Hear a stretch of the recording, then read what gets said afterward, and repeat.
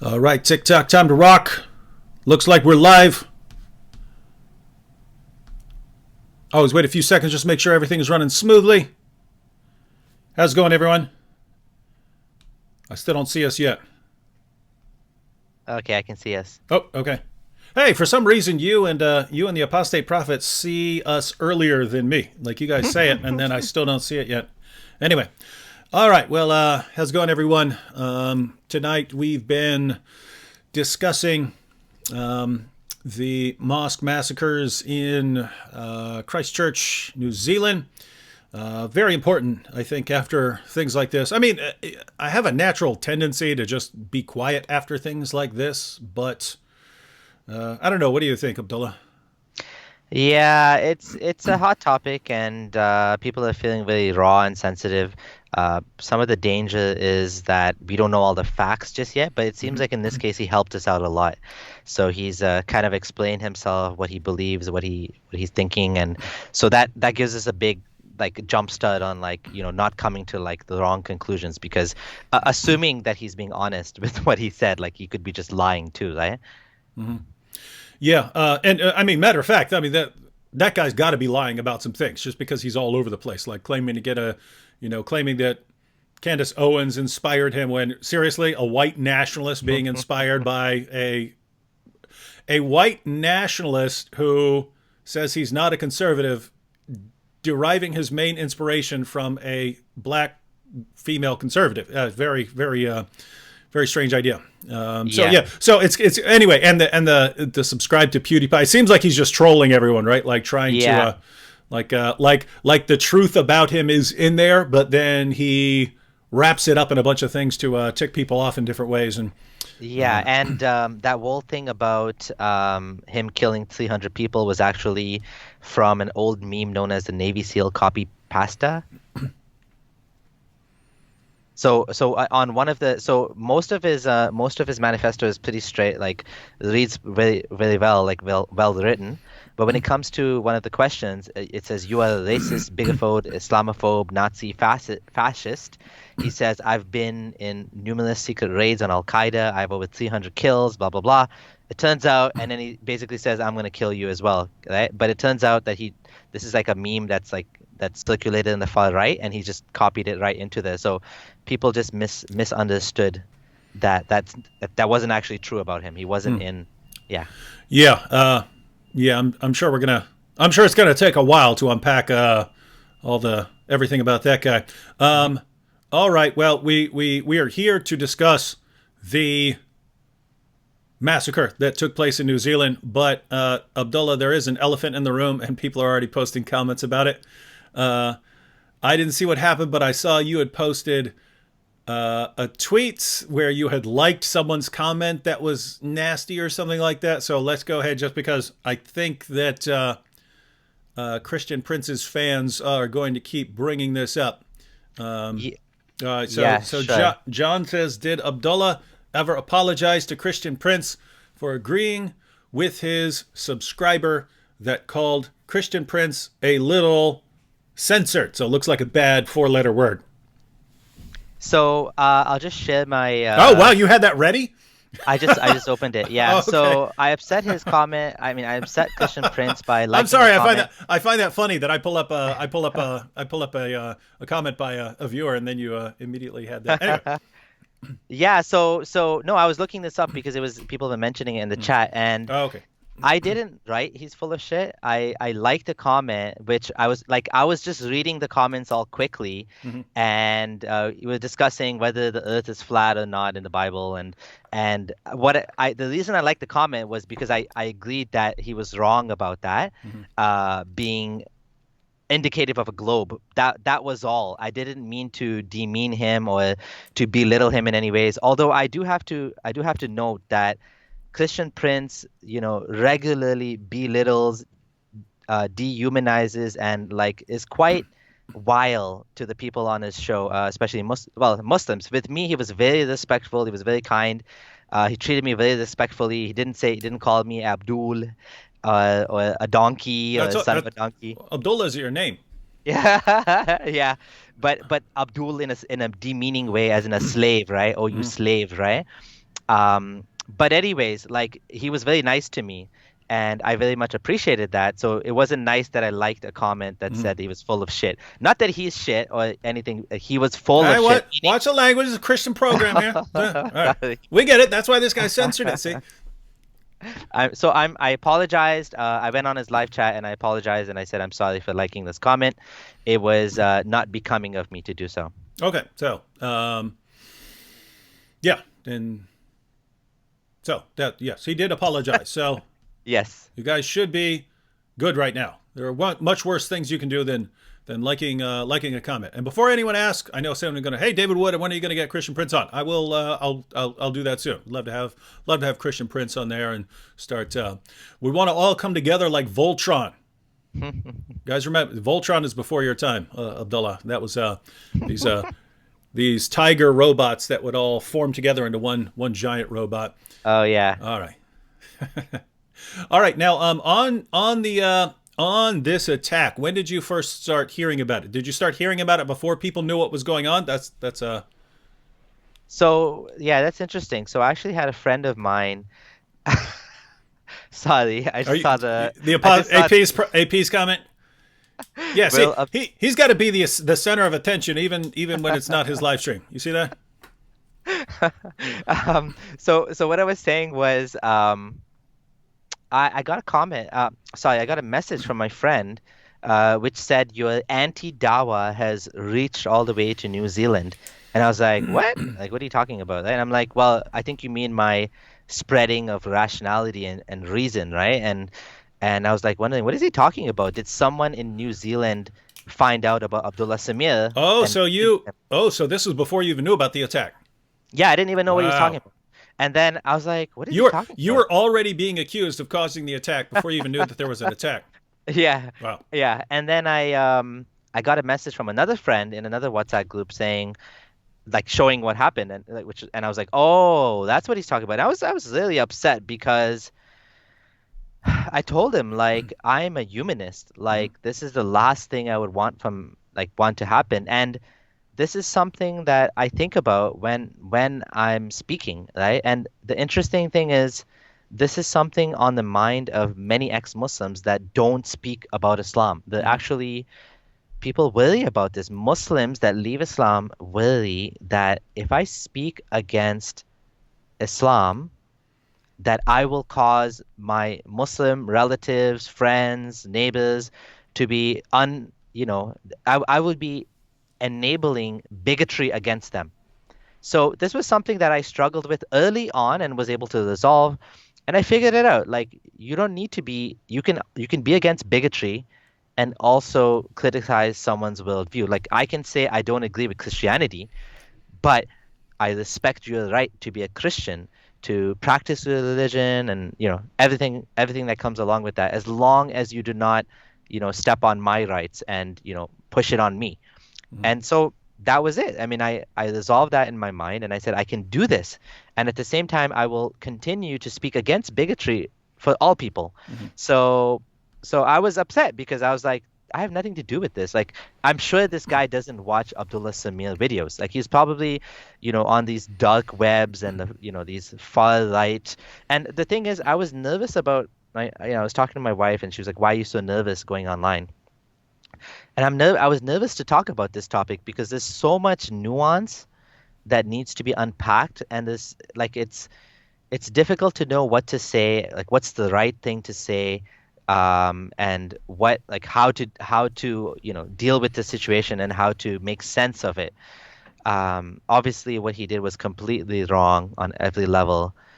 Killing innocent people. I was watching some of your other shows, and like you were saying that, obviously you are against this. That everyone was created in the spirit of God, in the image of God, and obviously according to Christians, this would be wrong on every level.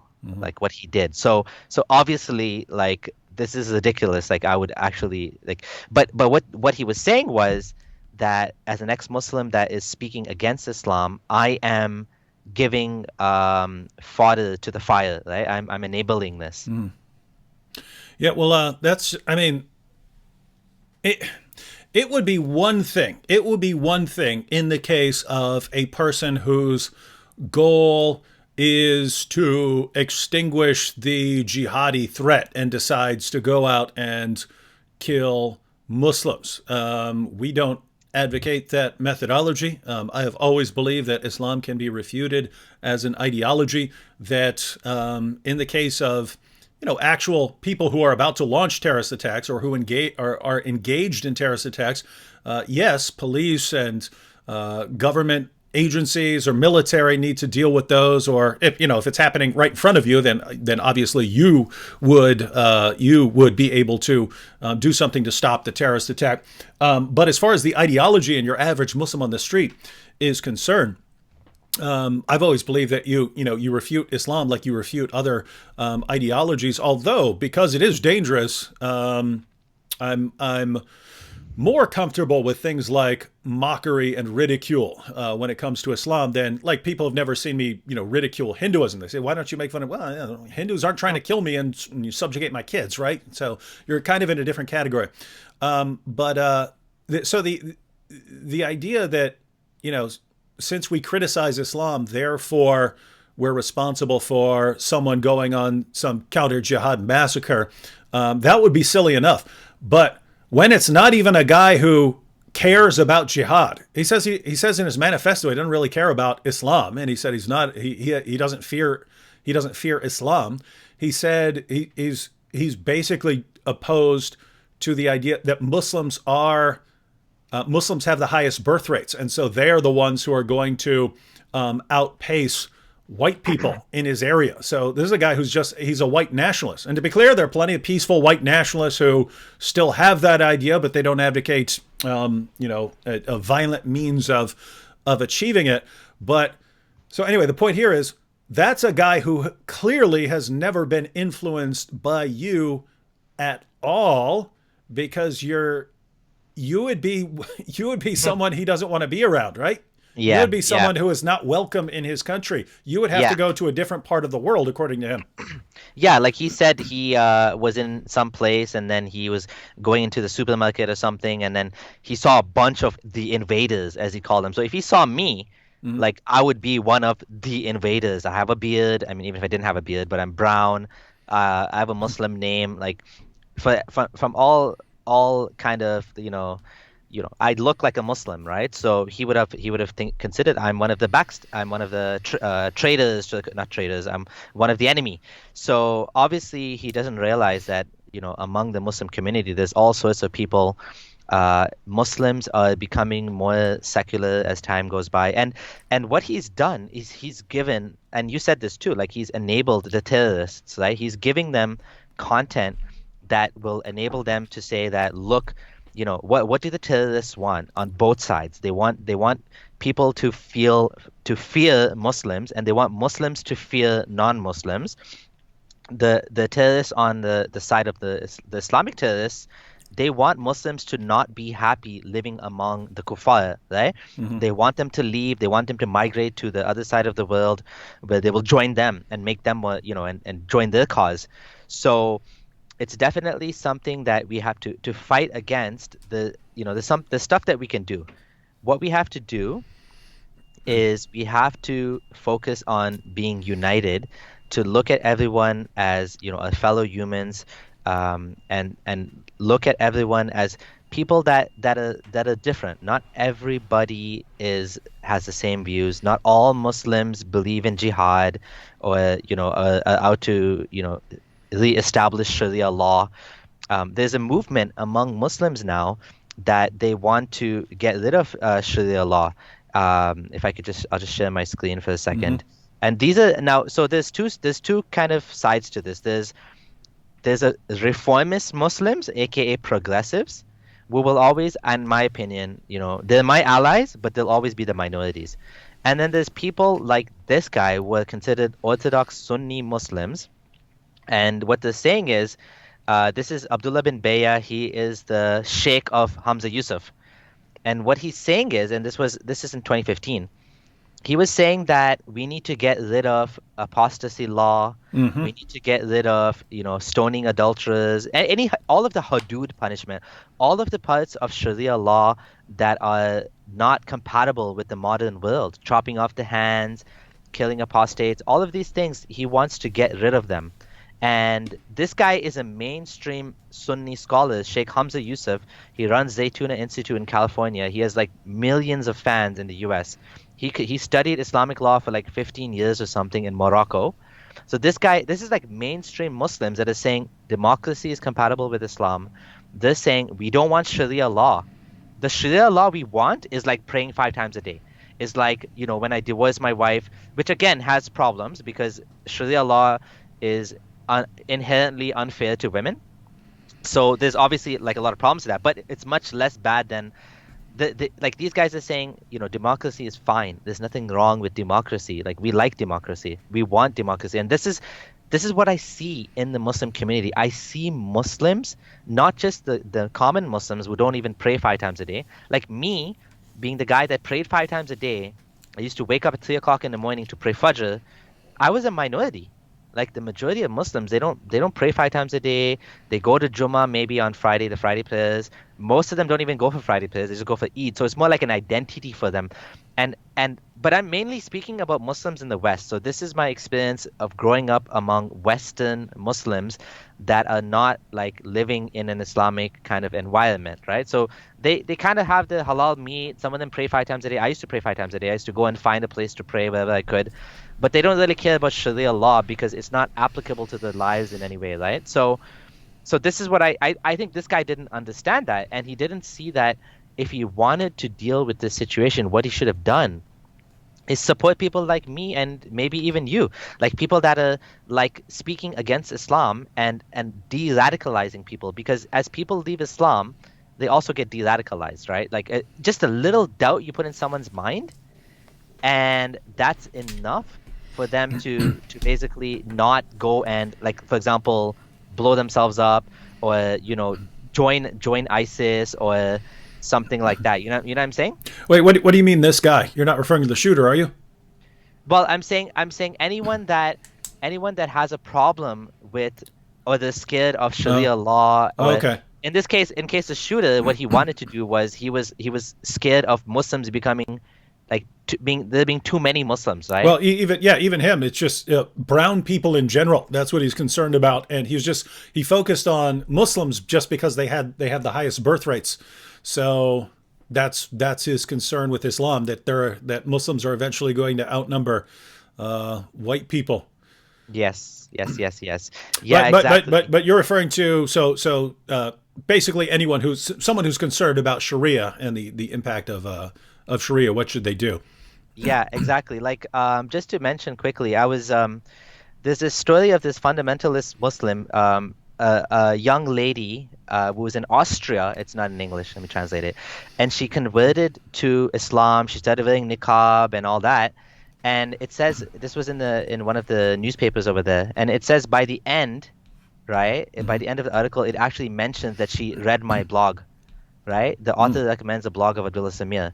The ex-Muslim was for Alina an important inspiration for the exit. So people like myself are actually de-radicalizing people. We're making the world a better place, right? It's like we're actually improving the world, and we're helping Muslims to have doubt. And just a small doubt is sometimes all it takes in order to help that person to not go and make a big mistake and do something that, like, even if it's not like, blowing themselves up, like it could be something small, like for example, living their life, for example, getting a mortgage, or maybe they not have to be so strict about some of the Islamic rules all the time, right? Like covering the whole face, or you're wearing hijab, or whatever it is, right? Yeah, and I mean, yeah, with and especially with terrorism, you're not going to want to go out and kill a bunch of people in the name of Allah if you are doubting whether that's true or not. Exactly. I've actually spoken to a guy. Obviously, I can't say his name, and he sent me his real Facebook account, that he is in the heart of Syria, and he's an ex-Muslim. Yep. He left Islam, and he's like, okay, I don't know what to do now. And I'm like, well, you can talk to the authorities, and maybe you can make a deal with them or something. But the guy's stuck because he's there, and he doesn't believe in any of this stuff. And he's Yeah. like, I read your blog, and I've read a bunch of other people's stuff, and I like what you guys are saying, and I don't know what to do. I'm in this difficult situation, right? So I'm not sure. I have a list of people that like I have helped, and obviously there's a lot more than just that. Someone's saying I've hardly helped people, or I've only helped so many people. I have a list of people that I have helped to leave Islam, and it's a big list. And these are just like, maybe 5% because there's so many more people than just these people, but they just like not everyone contacts me, right? Hmm. So I do know that I'm making a change, and I do know that I'm having an impact in the world because part of the reason is because I'm able to understand where they're coming from, right? Hmm. And I'm not just attacking people, and it's sincerely want people to have a better life. Hmm. One more thing I want to share. I thought this was an interesting blog post, and this was written by Daniel L. Byman. He's a senior fellow on foreign policy, Center for Middle East Policy. So I actually think that what he says here makes a lot of sense. He has some takeaway points of what he thinks. The first thing he says is words have consequences. The demonization of Muslim communities, often by politicians who later act shocked and angry when violence occurs, contributes to societal polarization and inspires violence, right? And then he just gives some examples. So what I think this is an important point that we have to be careful when we are attacking Islam, that we make it clear the difference between a Muslim that has anywhere under the sun his views can fall, and someone like and Islam, which is an ideology that it's an ideology, and ideologies have good and bad, but we can critique them, we can criticize them. They're not off limits, right? Hmm. So that was the first point. The second point is that security services and government institutions must prioritize white nationalists and other forms of right-wing terrorism.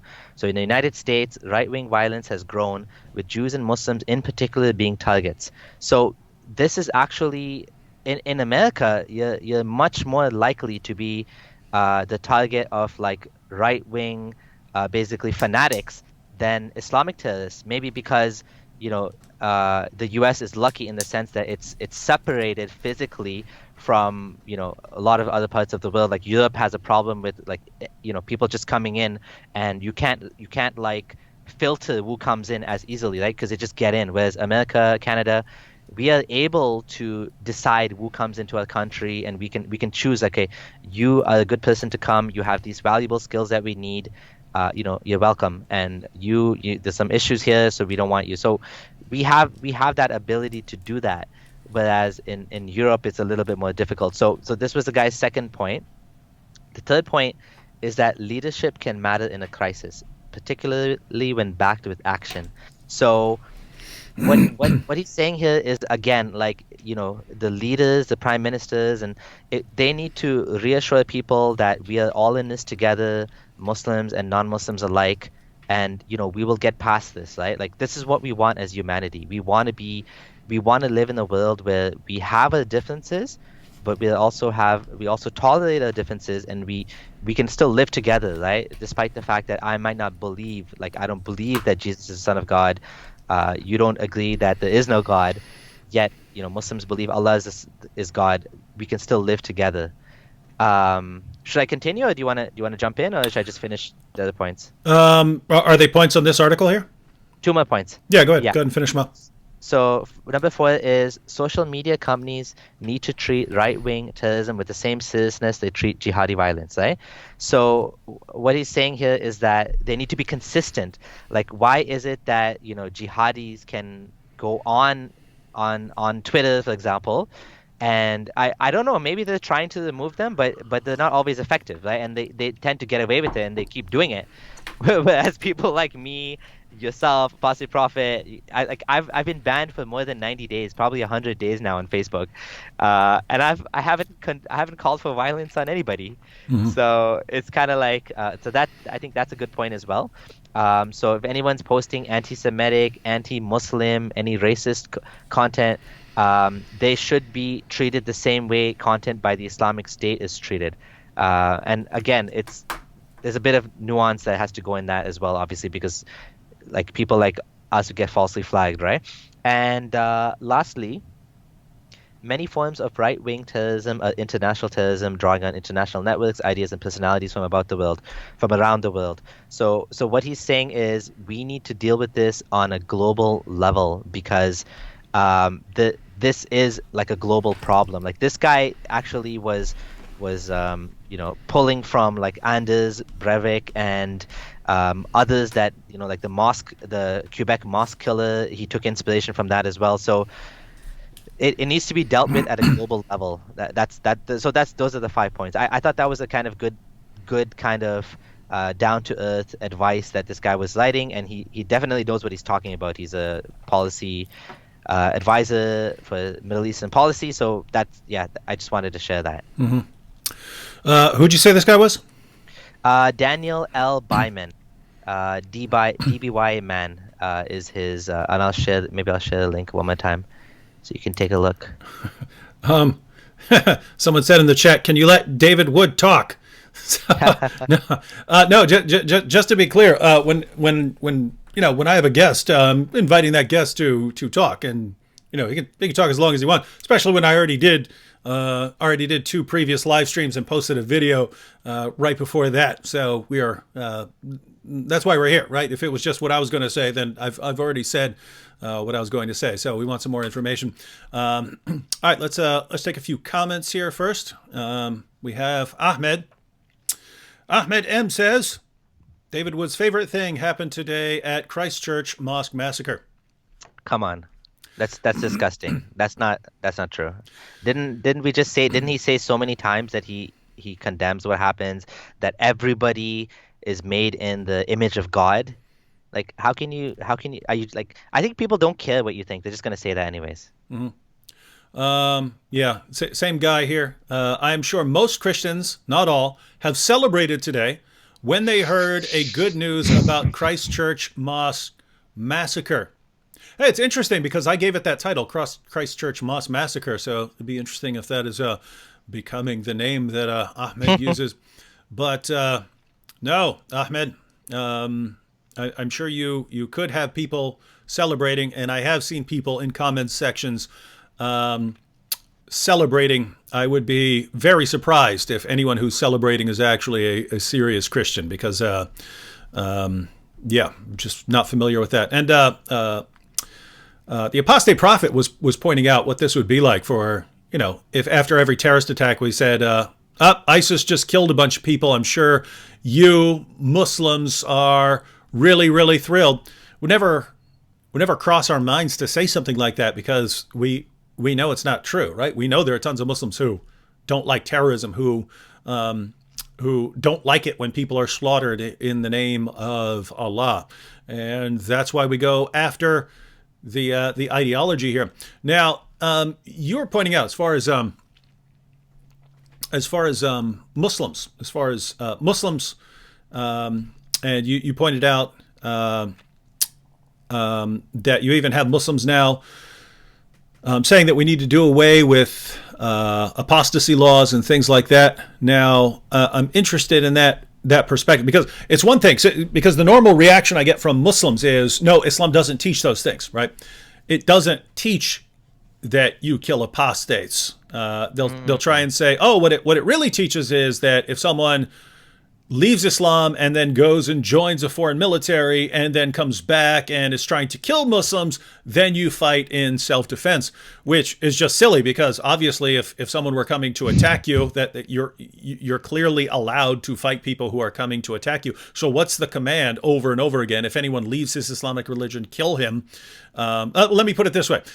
When Muhammad said, if anyone leaves his Islamic religion, kill him, he actually meant if anyone leaves his Islamic religion and goes and joins a military and then comes back, he's got to be the worst communicator in all of history, because that is no Muslim would ever allow that level of poor communication in anyone. If Donald Trump came out and said, we need to go out and kill Muslims, and you said, oh, that's a horrible teaching. He said, no, I just meant, ISIS jihadis. You would say, no, you can't. You can't just you can't sound all general and then say what I really meant was that, this particular case. But what do you? And people are already adding this in the comment section. I can post some of them as I'm scrolling through. But there are people who don't really believe that Islam can be reformed. Let me just state this case. Basically, Islam means submission, and so you can have the Muslim population. You can have a Muslim population that becomes less radical for some reason, or more westernized, or something like that. But you will always have, within a population, you will always have people who say, all right, this is my belief and I'm going to follow it. And I'm going to do exactly what I'm commanded to do. And in that case, if someone says, all right, I'm not going to listen to what this guy or that guy tells me about Islam, I'm going to go to Islam's sources, look at what Allah is commanding me, and whatever Allah and Muhammad command, that's what I'm going to go out and do. And in that case, you are going to come across teachings to violently subjugate the world, or to wage terrorist attacks, or something like that. So, to what level do you think? It could actually be reformed? And then I'll give my perspective as well on that. Okay. Yeah, that's a question. That's a good question. I do get asked that a lot. How, on what basis are these people saying that Islam can be reformed when Islam is all about? And I used to think this too when I first left Islam, that Islam is, because I was a Salafi. So I was, Salafism is another word for Wahhabism, which is the Saudi kind of hardline version of Islam. It's a very literalistic version of Islam, that people, that they themselves are against terrorism, but like I was against terrorism. I was against all of that stuff, even as a Salafi, but it's much closer to what we call jihadism, or like basically like what Al-Qaeda and Osama bin Laden and all these people believe. So it's one step away. So by taking everything so literally and black and white from the hadith books, without really looking at the 1400 years of tradition, but just going straight to the hadith and not really and just literally taking it, they are just saying there's only one Islam. So these people, like Salafis, basically take it like that. But this other part of the community were not Salafi. So Salafism has become really big now because of Saudi funding, but it didn't used to be like that for the longest time. You had what was known as what they call traditional Islam, which is basically what Hamza Yusuf follows and these other people follow. Someone was asking, is it true the New Zealand mosque was a Salafi one? Just to quickly comment about that before I jump into the reform argument, because I did want to say this. I have a friend who used to live in Australia for some time, and he said it's interesting that this killer decided to, instead of picking on a mosque like the Brixton Mosque in London that actually had links to terrorism, instead he chose a mosque which was a suburban mosque that was mostly professional people. A lot of engineers and medics would go to the study, get jobs, and immigrate. So he was saying he knows someone from Australia, and pretty much all his family lived there. They're all engineers or doctors. The least terrorist-leaning types you'll meet, according to my friend. So he actually went and he picked on the easiest targets he could find, which is people that they're just going there to pray. None of them are have any sort of connection to jihadism or anything. And why didn't he go for the mosque that actually had people? I'm not saying he should have done that, but he was looking for an easy killing, right? That's what he wanted to do. I don't know if it was Salafi or not, but going back to that topic of Islamic reform, these people were what they call themselves traditional Muslims, or traditional. They follow traditional Islam. They differentiate themselves from Salafis. They believe that Islam, it's the goals of Islam. For example, to the goals of Sharia, to preserve life, to preserve wealth, to preserve lineage, and I forget what else there was. But basically, they say these are the goals of Sharia. So based on that, we have to look at the laws. And if the laws are not making sense, for example, apostasy law is actually turning away more people from Islam, we don't need that law anymore, right? And same with the other laws. So what they do is they're saying these laws are outdated and they're not in line with the goals of Sharia. So they're not saying that we're reforming Islam, because reform is a 4-letter word in the Muslim community. Unfortunately, nobody can come and say I'm reforming Islam, because they're like, no, Islam is perfect. However, they won't call it reform, but in a sense it is reform because what they're doing is they're bringing it in line with the modern world, right? They're saying that all of these things, like I even had a friend saying that he wrote an article saying that like gay marriage may not be against Islam, right? And this guy's a lawyer, Muslim lawyer. His father is a scholar of some sort or an imam, and he's basically his name is Faisal Kuti. So he wrote this article saying that like, which is to me very surprised me. Like he was saying that gay marriage may not be contrary to Islam, not saying that it's allowed to be gay because that's clearly not allowed. You're not allowed to have any sort of homosexual relationships in Islam. But he was saying just the marriage part of it, like the law part of it, which is they can get married. Like that shouldn't be a problem for Muslims. That's what he was saying. So again, just to go back to what like the overall, what I'm trying to say is that these people, they're doing what you can call there's another name for it called trajectory hermeneutics. I don't know if you've heard of that, but basically what the idea is that Muhammad wanted to eliminate slavery, so he made it more difficult to get slaves. You can only get slaves from war. You can't kidnap slaves or whatever. And then he encouraged freeing slaves. And so therefore, if we take that same law and we project it forward, eventually slavery would be forbidden. Now, as an ex-Muslim, I don't buy that argument because he could have just forbade slavery. Like honestly, he forbade riba. He made all of these other things forbidden, alcohol. He could have also made slavery forbidden. So I don't buy that. But if you're a Muslim, I'm happy if you believe this because this is how we're gonna get Islam in line in the modern world, right? And Muslims believe this. Like these are Orthodox Muslim scholars. These are not like weird imams that are allowing women to pray in front of men, and they're like Islam and homosexuality are fine. These are not like the fringes. These are like the mainstream Muslims that are saying this now. And of course, Salafis and Islamists, Muslim Brotherhood, all of these people are against this, and they're saying, "Oh, these guys are sellouts."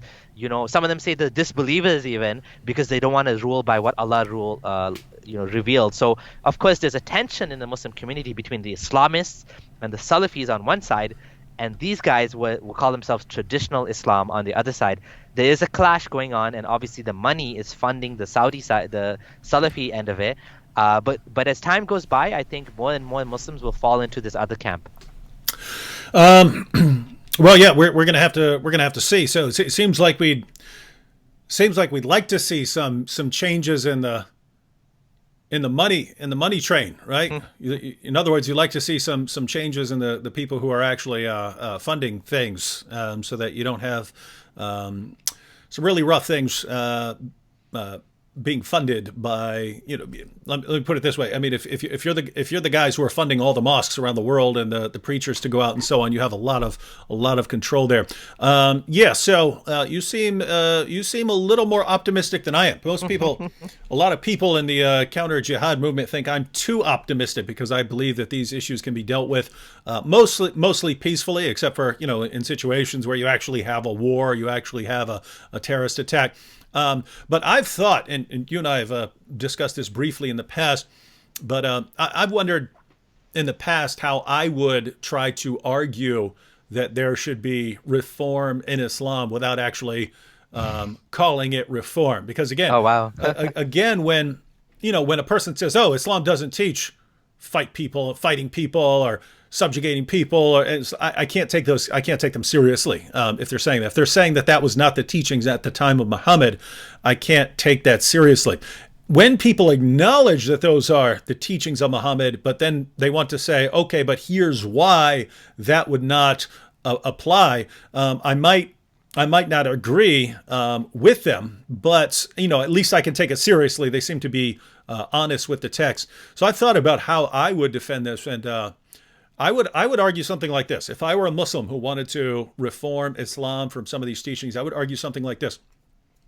When Muhammad was in Mecca and he was totally outnumbered, he promoted a message of peace and tolerance.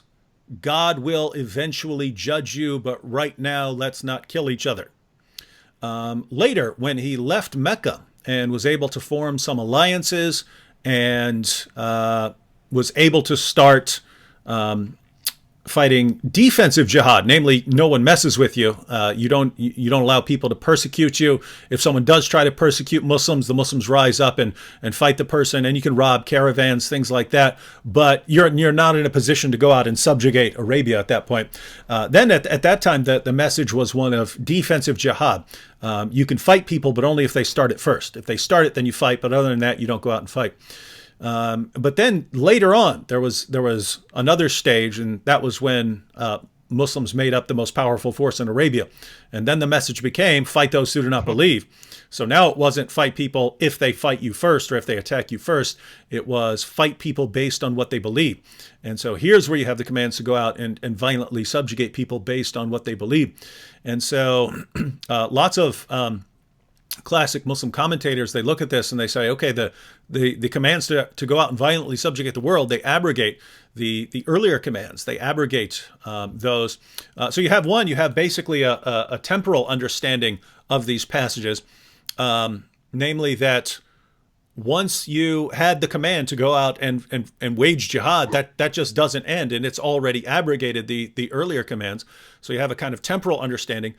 You also have a kind of situational interpretation, namely that when you're in the situation that Muhammad was in, namely you're completely outnumbered, then you do what Muhammad was commanded in that situation.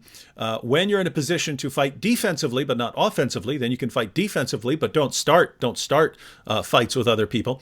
And when you're in a position to actually subjugate your area or your country or something like that, then you do it in that situation. And I do find it interesting that the entire world pretty much follows that pattern. Like in areas where Muslims make up a small minority of the population, the message seems to be peace and tolerance.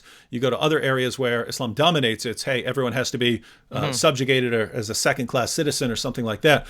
But what I would argue if I were a reformer, and I wouldn't actually mind some Muslim reformers making this kind of claim. They might. I don't know. I don't follow them, but something like this. So you had different commands for different situations that Muslims were in, and the underlying principle, the principle that underlines all of these things, all of these commands, is you do what's in the best interest of the Muslim community. All right. So when you're outnumbered, it's in the best interest of the Muslim community not to fight and to promote peace. When you can dominate, then it's in your best interest in the Muslim community to make sure no one is ever in a position to have authority over you again or something like that. And so I could see someone arguing that since the underlying principle is always do what's in the best interest of the Muslim community, and now we're in a completely different age, then what's in the best interest of the Muslim community in this age where it's much more globalistic in thinking, right? Where we know people all around the world. Well, I can see here saying, well, what's in the best interest of the Muslim community now is, you don't kill people for blasphemy or for apostasy, and you don't go out and subjugate the world. Try to get along. I can see someone arguing with that. Now, the problem is I think there are always going to be people who just say, hey, whatever Allah and Muhammad say, that's what goes, and I'm not allowed to reinterpret these things. I'm not allowed to say, well, I'm going to come up with my own interpretation of these texts. But anything that saves some life, I'm all for anyone trying to persuade other people not to go out and fight. So anyway. So one thing I would want to kind of ask point out is that like the United States has been the one that has been funding Saudi, right? They've cozied up. A couple of governments, including the current government, has made deals, and unfortunately, even like for example, my government, which was Stephen Harper before and now Trudeau, has made a deal with the Saudis to sell them arms, and in the U.S. estate, hasn't it been the U.S. that has kind of got involved in other countries' problems, and for example set up the Shah in Iran, and there's been multiple examples of U.S. getting involved in other governments and like toppling regimes, like the instability in the world, the power vacuum that was created when Saddam was removed was what led to the creation of ISIS. So under Obama, like the Middle East was destabilized like never before. And Obama like is actually considered like I guess a liberal, right? Like he's more he's not even considered like a maybe he is a neocon, but like he doesn't have that image, right? So it's just like I think the world politics is so complicated, and there's so much meddling going on that it does like Wahhabi the evil of Wahhabism is actually being funded by American taxpayers, which is so unfortunate, right?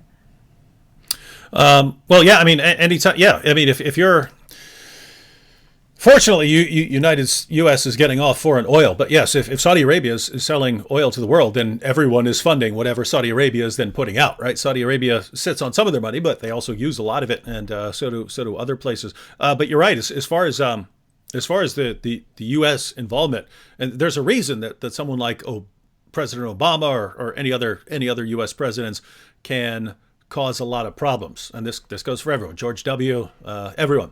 A lot of people made the exact same mistake. They assumed that they always believed that the problem in Iraq was Saddam Hussein. The problem in Syria is Assad. The problem in Egypt was Mubarak. The problem in Libya was Gaddafi.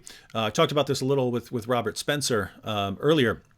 And that they all have this because of the history of the United States, where you had a population that wanted freedom, and they didn't want to be controlled by a tyrant. They wanted voting rights and things like that. That they actually had an uprising. All right, tyrant, you have no more authority here. We rise up, and then what happens? Then you get the United States of America. The people were there. We just needed to get rid of the tyrant, and the U.S. has for past couple of decades thought the same thing about the Muslim world. You have all of these horrible dictators, and man, wouldn't it be great to get rid of those horrible dictators so that all the freedom-loving people can rise up and have wonderful countries like Western nations. And the problem is, I think of it like this, right? Think of sort of three different levels of government. One, you have a good and stable government. Doesn't mean it's perfect. Might be all sorts of disagreements and stuff like that. But the government is basically there for the people and held accountable, and the people can get rid of it and so on. And you have stability in the country. So good and stable government. And then you can have sort of the middle level would be bad but stable government. Right. So you have a leader who might be brutal, might do bad things, but you basically have stability in the country. Stable dictatorship. Yeah. Your kids go to school. As long as you don't tick off the dictator, you're going to be fine. You work your job. You can have fun and stuff like that. And then you have like just horrible mess, right? Unstable, yeah. Bad and unstable. And we're sitting there looking at lots of these countries like Iraq and like Syria, and we're looking at them and saying, wow, look, these are bad but stable countries. Wouldn't it be good if they could be good and stable countries? And how do you do that? Well, you get rid of the bad leader that's making them bad but stable countries, and if you get rid of those, then all the wonderful people are gonna rise up and have a good but stable country. And then so we get rid of the dictator. That's our brilliant theory, and then all of a sudden chaos, right? Everything falls apart. People start blowing up each other's mosques, and they can't figure out what was going on. And the idea is you had. I've heard Osama Dakdok talk about this in terms of wolves and lion, right? They said you've got wolves, and wolves would gladly rip apart other things, but if there's a lion in the area, they're more scared of the lion, and so a lion can keep some wolves in check. And so in a lot of countries, in a place like Iraq, you already had a lot of people there that would love to go out and violently subjugate people and go blow up people's mosques and things like that from different sects of Islam and so on. But they were terrified of Saddam, because if you got on Saddam's radar, he's gonna roll right into your village and with tanks and mow it down, right? He's not gonna play with these kinds of guys. And so, as awful as he was able to enforce a degree of stability. And then we go and get rid of that guy, and now all of these the wolves, the people who would have loved to start violent uprisings everywhere, there's no longer anything that's holding them in place, because other leaders are not going to be brutal in that fashion. And so that's how these groups go and get off the ground. And you just wonder how many times it has to happen before we get the point. I think we have got the point now. We don't seem to have the as much of an inclination as we did like 10 years ago to start going around and fixing all these countries. Yeah. So I think people have learned our lesson after like the Arab Spring and stuff like that. Like, yeah, you can't really force a democracy to pop into existence. Then it has to be the underlying conditions have to be there, and some countries are like far away from that. And yeah, like a stable democracy and a stable dictatorship are the most peaceful places to live. And in between, an unstable democracy or an unstable dictatorship is when you have chaos. And Steven Pinker wrote about that in his book, that like people don't realize that sometimes a dictatorship is actually, people can actually have good lives under the dictator. Yes, they may not be able to speak, they may not have any freedom to express their opinions, they may not have the liberty to vote for anybody because it's always going to be the same person in power over and over again. But at least there's some sort of stability, and how to get rid of those dictators, well, that's, I don't know, God knows how to get rid of that. Mm-hmm. Yeah. Quick comment here. Can't Suffer Fools said Christians were better off under Saddam Hussein, and that's true of pretty much anywhere where this has been tried, right? And in fact, I had a friend from Syria. He moved from Syria to the United States in the 1980s, and he said this is back in, I don't know, 2010 maybe. It's before the Arab Spring, and he told me that he used to go back and visit Damascus. And he was saying that he felt safer in Syria than he did in Dearborn, Michigan, right? Mm. And I was shocked. I was like, "What? What are you talking about, man? I know that Syria is not like certain other places, and not like going around as a Christian in a bad area of Pakistan or something like that. But surely it can't be better than a place in the United States." And he said.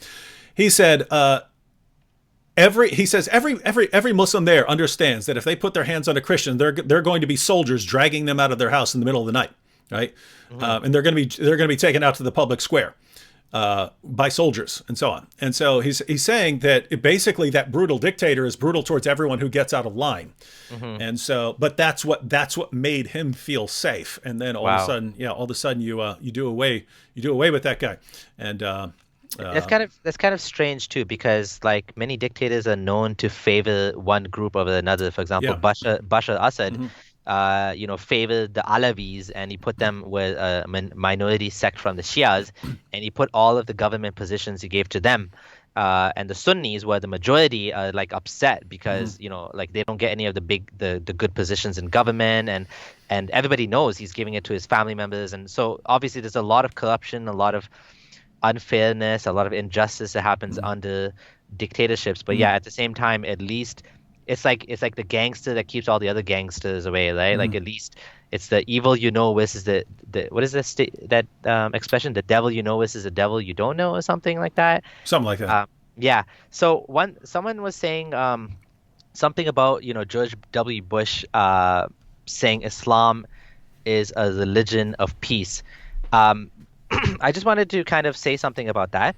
What I wanted to say is that like there's not just one Islam. Like we have to look at it in the sense of like I've already kind of highlighted two examples. One is the traditional Islam, and the other one is Salafi Islam. Mm-hmm. There's obviously Ahmadiyya Islam, Ismaili Islam. I grew up as an Ismaili, right? So Ismailis are so different, right? I mean, obviously the minority, like 5 million to 10 million or whatever in the world, maybe 50 million. Same with Ahmadiyyas, they are a minority, but there is different, and even among Sunni Muslims, you have people that interpret Islam differently, right? There's obviously people that believe in, they want Sharia law as a sort of government law, which is interesting because, like, for the longest time in history, you had until this kind of like Salafi thing exploded and this Islamist thing exploded, you never had like government level Sharia law in the Islamic empire. So what you had was you had the different madhabs. You had the Hanafi, Shafi, Hanbali, Maliki madhab. They had the like they were the ones that decided, for example, if there was a divorce or something, you would have to go to the local judge, the Qadi, and he would make the ruling. Like it wasn't common that you'd have this kind of like it wasn't a codified law, Islamic law, like this happens and this happens. It was always like based on the judge, how the judge would kind of make the ruling. Which is different from like say Western law where you have a gigantic book of law and like this is how it goes. Um, Traditionally in Islamic history, it was you could have like multiple interpretations of Islam in the same like Islamic state, right? Like you could have the Hanafis who would say one thing, and then you'd have the Shafis who would rule differently. And I don't even know how they made sense of this because obviously when it comes to like certain things, for example, finance and stuff, you need to have consistent rules, right? You can't just have one guy that says, no, no, you can have the camels. The other guy says, no, the camels go to him. So there has to be some sort of consistency. But I think the way they handled that was at a local level with the local judges. So in a sense, this kind of universal like state Islamic law is a modern phenomenon because there was no nation states back then, right? So the combination of nation state with Islamic law has created this sort of like new toxic existence in a sense, right? It's almost like a theocracy, right? Yeah, well, I mean, not sure how how a more local Islamic ruler would change that. I mean, they are, you got the different schools and so on. They were fairly consistent, right? Like they all agreed that the penalty for apostasy was death. They would have variations like, should you give the person a waiting period to change his mind, or do you just kill him? Yeah. And what's the situation with a woman and stuff? And so I guess it would just come down to whatever school the locals were from there. All right, well, I think we're gonna wrap up now because we're at the end of the hour, and this is the third live stream of the day. We'll respond to this one last comment here because I haven't addressed this yet, but it's been popping up all over today. Why do people say this is a false flag? Have they no respect for the poor dead? And yes, I've even seen Christians saying that this is a false flag. So if anyone doesn't know what that is, it's after every terrorist attack, people start claiming that it's not a real terrorist attack, it's staged, and it's just like to take your guns away or something like this, or to do something else. You might want to study conspiracy theories. There's a reason you don't hear me advocating for conspiracy theories. Actual experts on conspiracy theories, like who study them and how quickly they break down and so on, they point out that conspiracy theories, if they're large scale, almost never last. They say that the conspiracy theories that last are normally between like 2 or 3 people who are loyal to each other to the death, right? I mean, these guys will never snitch on each other, something like that. And those You mean the actual conspiracies, not the theory, right? The actual conspiracies that survive. yeah, conspiracies. The conspiracies that actually work. 2 or 3 guys. The smaller the number, the better. And once you start getting a lot of people in there, someone always breaks. And eventually they come out and tell. But the number of people you'd need to have involved in these. I mean, this guy. I mean, he live streamed it, right? He live streamed himself going around massacring people. So you need that. You need that all staged. You need that. You need some Hollywood special effects guys working in there to pull this off and make it realistic. They must have done it multiple times because they didn't mess up with their special effects at all. So, anyone who records videos knows you mess up when you try to record videos. It takes me sometimes hours to make videos sometimes because I keep messing up. So to get all the special effects and so on just right for this would have been a lot of work. And then you've got The actors, they obviously can't show their faces anymore. Or they had makeup work done, so now you need makeup artists and so on, and you need all the witnesses who are going out there describing everything, but they didn't really see anything, so these must be trained actors. You need, how many people do you need for this, right? All the police, all the emergency workers who showed up there, who are taking the hospitals who are treating people. All this is staged, right? This is all staged, according to the theory that this is a false flag. You need hundreds of people involved in this conspiracy, and not just for this one, for every other terrorist attack that people say is a false flag. Very, very, very strange theory. And Abdullah here has posted, the less plausible your dogma is, the less it meshes with reality, the larger your alternative reality will have to be. Why'd you post that? Go ahead and break that down for us.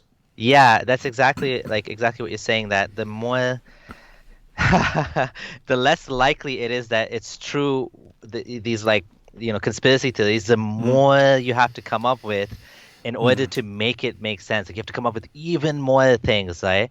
And you studied philosophy, Occam's razor, right? Like, yeah, basically the simplest explanation here. Keep in mind that things don't have to. Occam's razor was initially, don't multiply entities beyond what is needed. Yeah. Meaning, hey, if I can explain this watch, then I don't need to come up with a bunch of other things in order to explain it. And so it's basically, for each one of these terrorist attacks, one, you must have massive government's control over this, hiring hundreds of people to be involved in this, and people to lie about being the families and makeup artists and Hollywood and all this stuff, all to get this across. Versus, well, is it conceivable that a guy would go in there and open fire, and that this guy was, really thought that in order to help his white race, he needed to do this? Well, it's not exactly hard to believe. In fact, you would expect things like this, because people suck sometimes, and that's just a fact. All right, any final words? We went a little over an hour, but that's fine. No, thanks for having me, and appreciate the opportunity to kind of maybe give a little bit of a different perspective. And I still want to say that, in case someone wants to, because I've heard this a lot, that I'm a Taqiyya Muslim or something. No, I'm not Muslim. I don't believe in Islam. I think I do believe Islam. That's another conspiracy there. Because I'm saying this because, even a year after Nabil had become a Christian, and he's going around speaking in churches, people would still, David, how do you know he's not just practicing Taqiyya? I was like, if he's practicing Taqiyya over in all the nights where he's arguing with his parents on the phone, and of all the things, all the him crying and all this. Yeah. This guy should be in Hollywood, because give him an Academy Award because he's the best actor ever. But yeah, people are always, it's always in people's minds. Yeah. And thank you for being a gracious guest. And definitely had to rush through a lot of those things, but appreciate it. It was a great conversation. Thank you. All right. And speaking of different perspectives, we'll have to have Christian Prince on here very soon. Ask what he thinks about Abdullah Samir. He's now focusing on atheism a lot, which is quite interesting. He's gone away a little bit from Islam. He's talking about atheism now. So I sparked something in him. So that's no. That's just a fact. Certain personality types, right? You respond to people who are going after you, right? Yeah. And so if normally it's Muslims blasting away at Christian Prince, right? If all of a sudden some atheists are coming after you, he might turn his attention away. And there are other people who are like that, right? Because I'm like that. It's just a fact. I'm actually more interested in atheism than I am interested in Islam. But Muslims just tend to blast away more at me than atheists do. But as that changes, it's sort of, I'll put out a video responding to atheism every once in a while. It's like it reaches a kind of threshold, like, okay, that's 487 comments over the past 3 months. Now I'm gonna go after Dawkins or something like that. We might be seeing more of that, more Islam critics going after atheism because of all the ex-Muslim atheists now. So anyway, but it's cool, because then we could go after atheism. You guys can focus on Islam. We could just sort of shift around what we normally go after. That's funny. Yeah. All right, and everyone. I should have put your your page down in the description box. I'll add that afterwards. But for anyone who's not subscribed and want to see the videos that Abdullah Samir puts out, you type his name and you'll go right to his channel. So, all right. Thank you. I'll be traveling this weekend. Might do a live stream while I'm traveling, but if not, then I will see everyone next week. Alrighty. Have a good trip.